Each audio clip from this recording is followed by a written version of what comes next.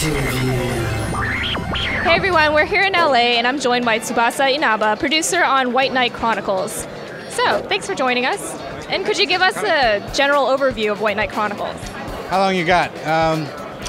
General overview of White Knight Chronicles. Okay, so this is a classic, old school Japanese RPG. By this I mean it in a good way, of course. The storyline in a nutshell is you're off to save the princess. Princess has been kidnapped on her 18th birthday celebration, and the ultimate mission is to save her and bring her back to your city of Balandor.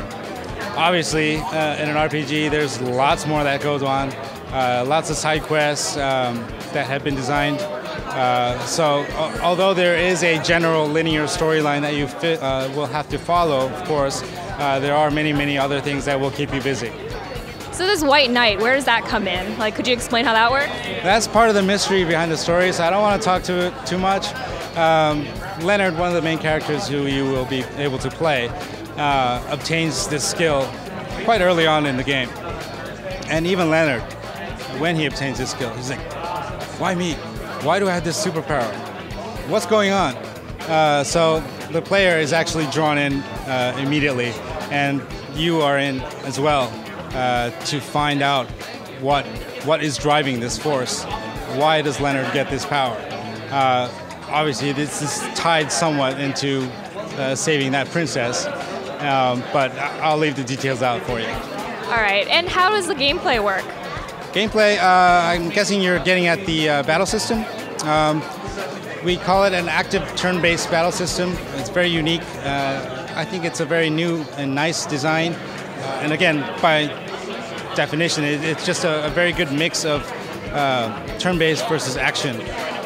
It's not boring where you're just sitting there hitting the X button and waiting for the characters to hit the other one and wait for your next turn. And could you describe the multiplayer component? How many players and how does that work? Right. So the online quests, maximum player is 4 at the moment.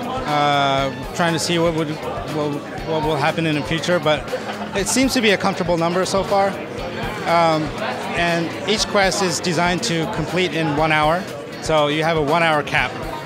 And within that hour, you and your fellow party members are supposed to complete each of the challenges.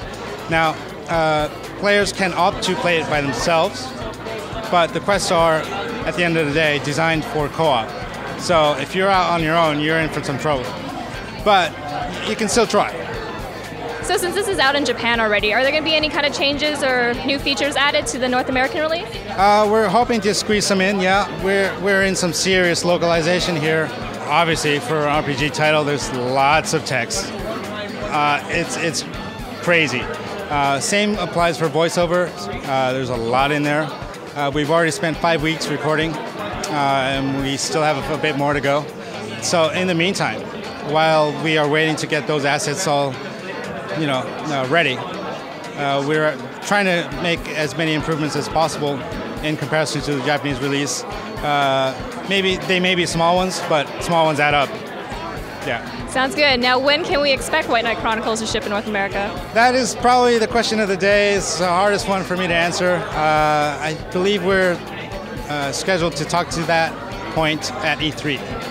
Well, thank you very much for your time. Appreciate it. Thanks for stopping by.